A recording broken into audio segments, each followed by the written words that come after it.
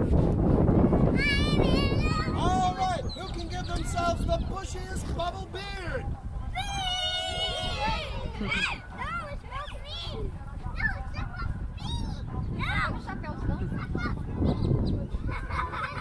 It looks like we got.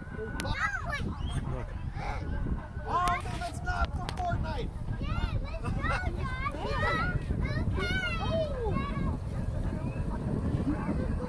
That was the worst gloss I've ever seen, and I went to the dentist office last week.